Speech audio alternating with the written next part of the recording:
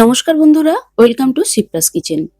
গ্রাম বাংলার খুবই প্রচলিত একটি মাছ হলো লাইলন টিকা বা তেলাপিয়া মাছ। আজ খুব সহজে ভীষণই সুস্বাদু লাইলন টিকা মাছের রেসিপি আপনাদের সাথে শেয়ার করব। প্রথমেই আমি মাছটা কেটে 4 পিস মাছ নিয়ে নিয়েছি। এবার মাছটাকে খুব ভালোভাবে নুন হলুদ মাখিয়ে নেব।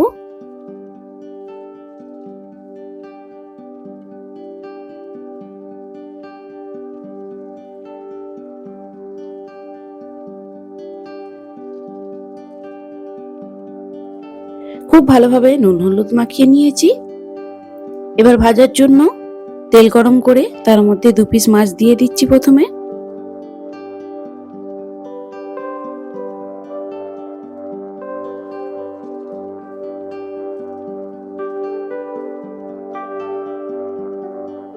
মাছগুলো উল্টে পাল্টে খুব ভালোভাবে ভেজে নিয়েছি।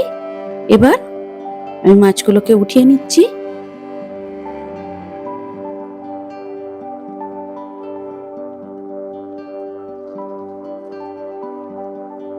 মাছ দুটো আমি উঠিয়ে নিয়েছি। এই একইভাবে আমি বাকি মাছগুলো ভেজে নেব।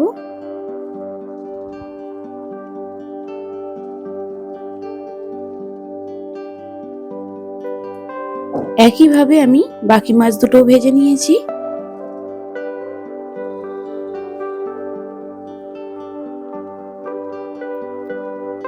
এবার ওই একই তেলের মধ্যে আমি দিয়ে দিচ্ছি 1 চামচ পরিমাণ রসুন বাটা।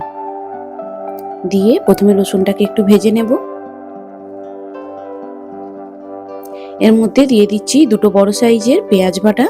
দিয়ে এটাকেও একটু নেড়েচেড়ে ভালোভাবে ভেজে নেব।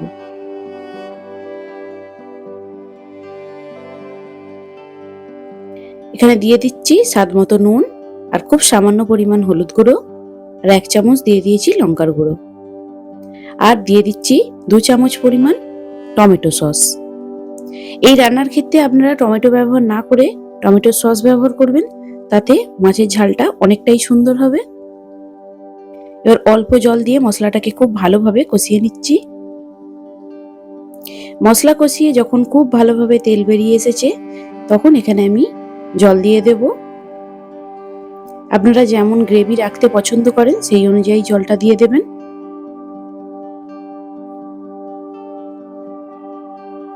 জল ফুটে উঠলে একে একে মাছগুলো দিয়ে দিচ্ছি।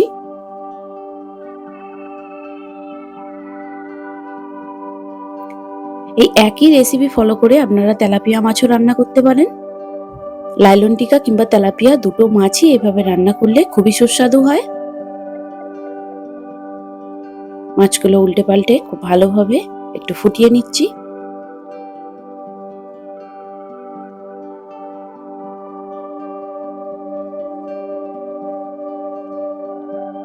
5 মিনিট রান্না করার পর যখন গ্রেভি কমে এসেছে, তখন নামানোর আগে দিয়ে দিচ্ছি ধনেপাতা কুচি আর খুব সামান্য পরিমাণ দিয়ে দিচ্ছি গরম মশলা। তৈরি হয়ে গেল খুব সহজেই লাইলন টিকা মাছের তেল ঝাল। আপনারাও অবশ্যই এভাবে একবার বাড়িতে রান্না করবেন।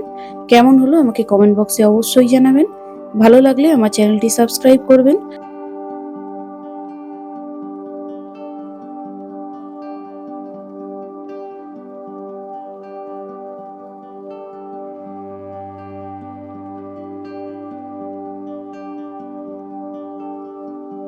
সবাইকে অনেক ধন্যবাদ এতক্ষণ আমার সঙ্গে থাকার জন্য।